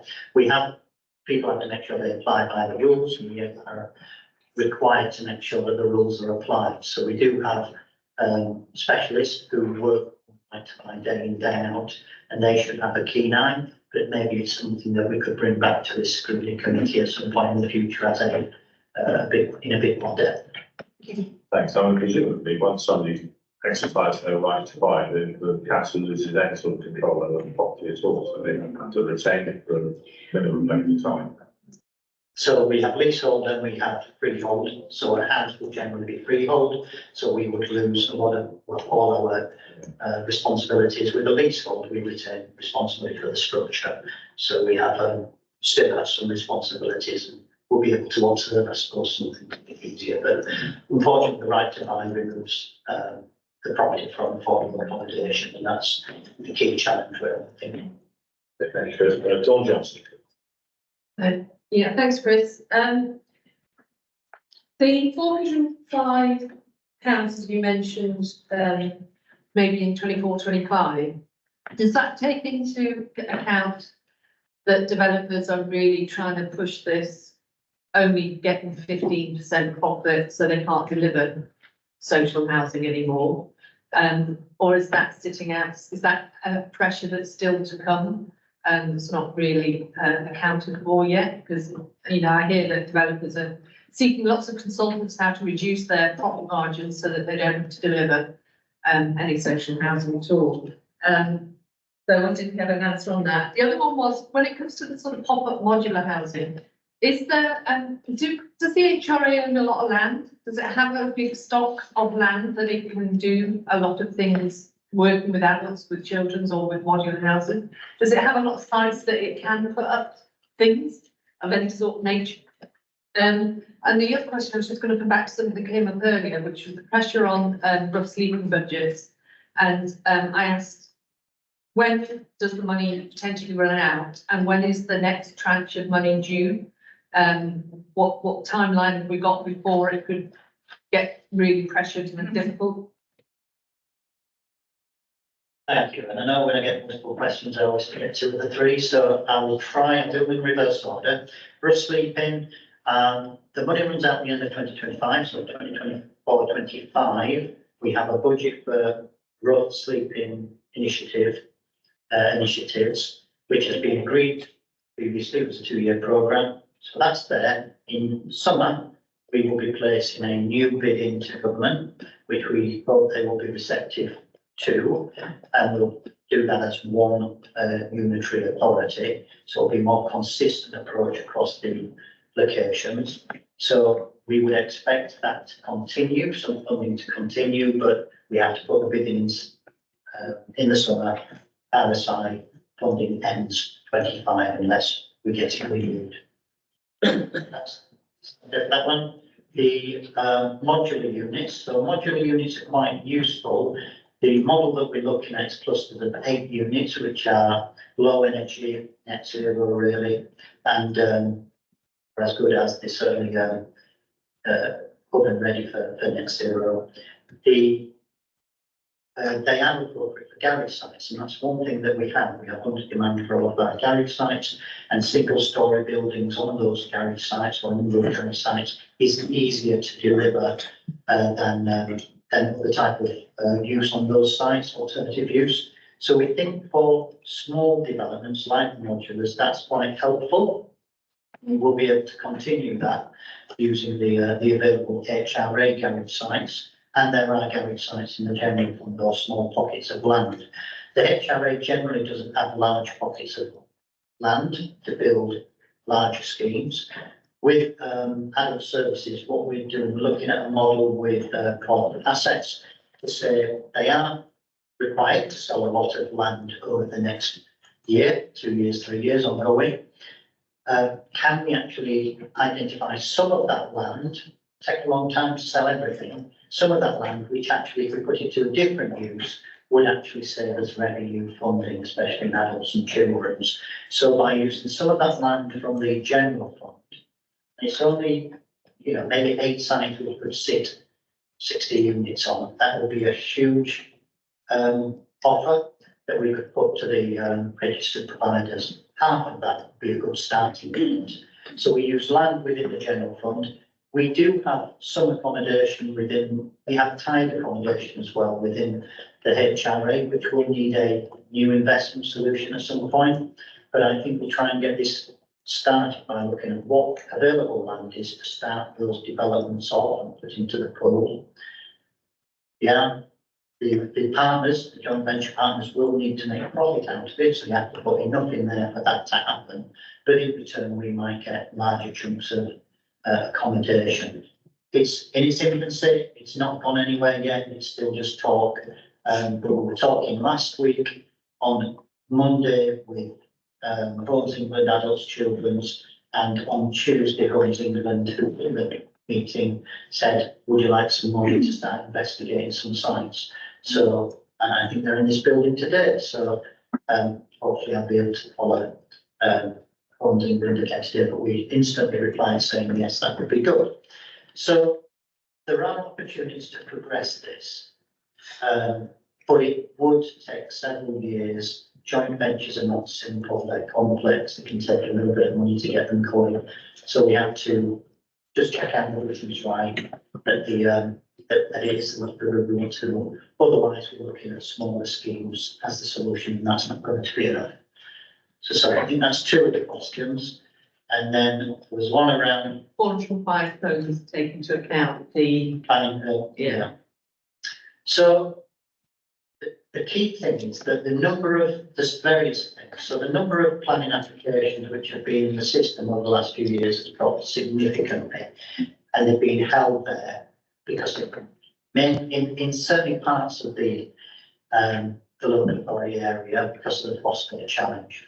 So those letters have been going out repeatedly to developers saying no solution. Developers are not bringing forward solutions. It's easy for developers to develop somewhere else if you don't have to have a phosphate solution and put that investment in. So that's one of the challenges. The cost as well, the issues around skilled labour and things like that, that's affecting developers. So all these things have added up. I think phosphate is certainly a key area for ourselves. Was one of the points related to that? It was the fact that a lot of builders are trying to get out by saying, developers are trying to get out by saying they're not making more than 15% profit, which is the benchmark whether they have to provide social housing, I believe. So again, planners are the experts at carrying out viability assessments, but whenever they are done, I think the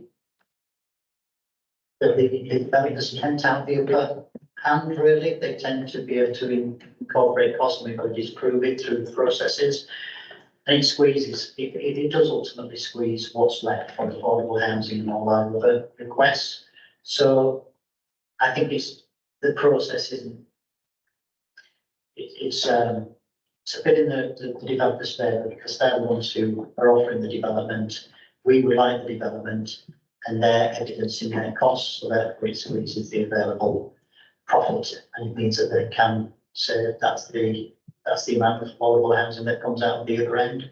I think planners are probably better able to go through the viability approach though. Yeah, no, I was just curious whether your 405 prediction has sort of taken account of all those sort of things that are starting to happen with developers. I think it's based on the planning applications which look like they're going to be started on site next year or completed on site next year. It's more around completions. We expect about 900 completions this year of affordable units. Next year, we estimate half that because of what's in the system and what's on site. Thank you.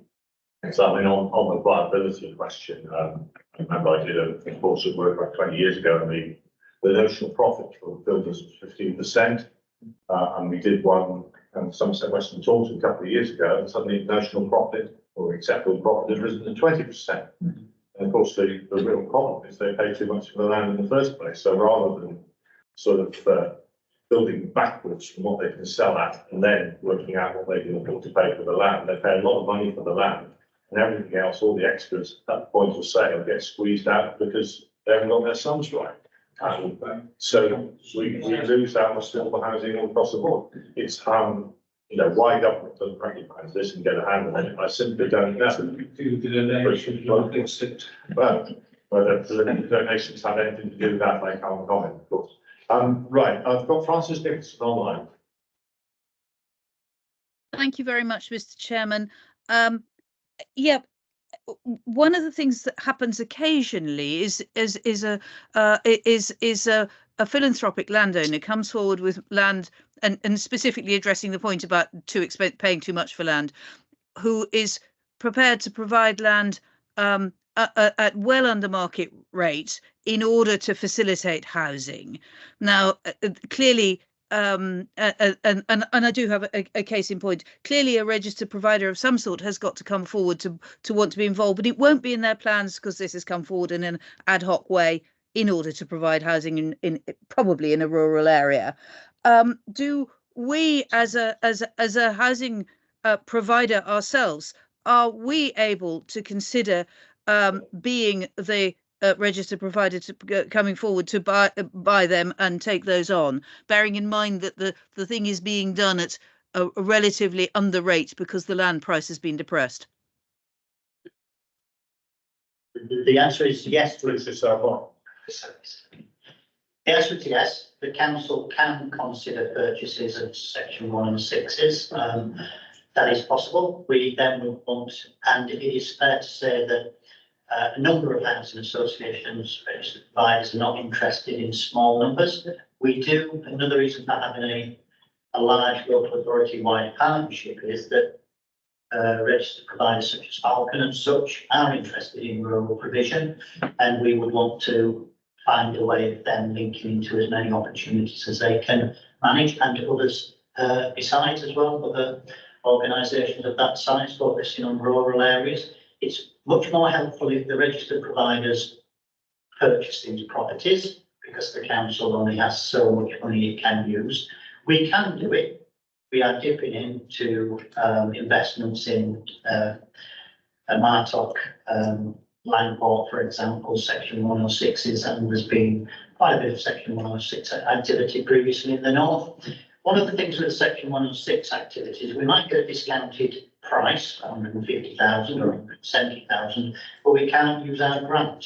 So we can't use the 40% against that. So therefore, you actually are purchasing a property which is actually more expensive than building one with grant in some cases. So that's one of the challenges that we have on next year's programme, is where does section 106 sit within our strategy for the housing revenue account? And part of that decision, or significant part, will be how affordable is it compared to other opportunities. There are other alternatives to the property being maintained as a social rented property. It could be converted sometimes to a discounted market sale or a shared ownership property, and the enabling team and planners will discuss that opportunity if that was an alternative. It's not always our desire. We like rented properties, but if the alternative is losing that property, would a discounted rate, a discounted market sale work as a type of, which it is, a type of affordable housing? Thank you. Thank you for that. Yeah, the question of exception sites coming out of the village, outside the village envelope, is quite interesting. We had one in Milton and generously donated. I think the housing association paid twice agricultural rates for that. Problem is, it's not simply about buying the land, it is actually then putting houses and properties on top of it, plus all the roads and the services in.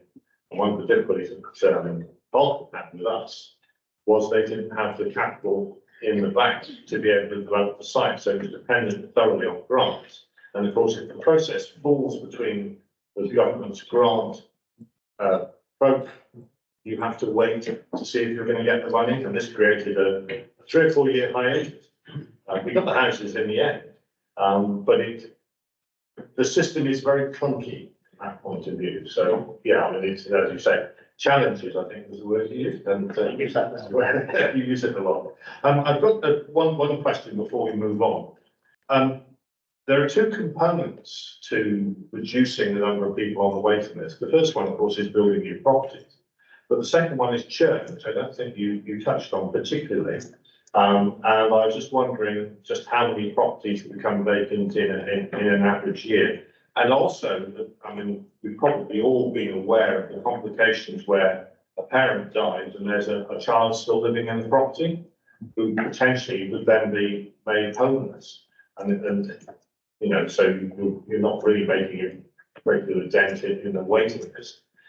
Do we have much information on that, or yes, how often children have to find somewhere else to live?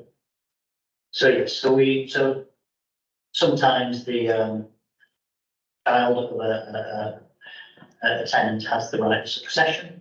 They don't have the right of succession necessarily on that property. They have the right of succession, which might be if the property is a 3-bedroom and they have a 1-bedroom need. But we will say, yes, you can have a right of succession, but it's in a different property, which is a 1-bedroom property. So that does happen. We will be able to find some statistics on how many of those per year we manage. Sorry, I don't have them. Churn, 10%, I suppose, of properties churn per year. So there there is churn. Clearly, we are all living longer. So therefore, you know, that churn may be steady, it might not increase, you know, it's going to still be a challenge is finding all the affordable units, even with that churn, with us living longer and also having extra use. Yeah, the extra needs presumably, and there will be instances where people have to relocate to a house better suited to their needs. We do have downsizing initiatives, and we hope with the Hinkley Point C additional funding we are hoping to achieve. It's not confirmed yet, but we believe that we can claim potentially up to another 4 years worth of funding there. Initiatives like downsizing, etc., is a key part of our strategy going forward, not just for the council stock, but for registered providers. Agnes Run scheme recently very successful from through Hinkley Point C. We want to extend that to other RPs as well, if we could, so we can make the best use of the accommodation in other initiatives. Okay, thank you very much. I can't see anybody else wishing to speak, so we'll draw close to this. I'd like to call a 5-minute gap before we move on to agenda item 9, which is a review of street cleaning and ground care operations, which will be held in confidential session after we have had a vote. So we'll vote when we come back. So if we can have 5 minutes, if we should be back here by 10 past at the very latest.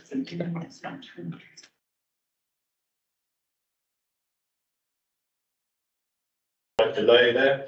Right, this is item 9, review of street cleaning and ground care operations. This is a confidential report, and in order to discuss it, the committee will need to agree the following resolution to exclude the press and public. The exclusion of the press and public to consider passing a resolution having been duly proposed and seconded under section 12A of the Local Government Act 1972 to exclude the press and public from the meeting on the basis that if they were present during the business of transacted, there would be a likelihood of disclosure of exempt information within the meaning of section 12A of the Local Government Act 1972. So I would ask for a proposal for a resolution, Simon Coles, please, and a seconder, Councillor Pearce. All those in favour of passing the resolution? And I think that's carried unanimously. Thank you very much. We now pause for a moment while the live feed is cut. Is that right? Is that what we do? Or do we keep remote councillors being? It shouldn't be there, yeah, so.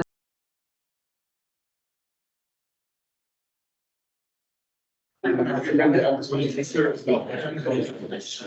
so sorry, just like fully to order, just for a procedural snippet. I now declare that the confidential session is now closed and this meeting is now back in open session. As there is no further business, I now propose to close this meeting and thank you all for your time and company. Well done. Austerity is something.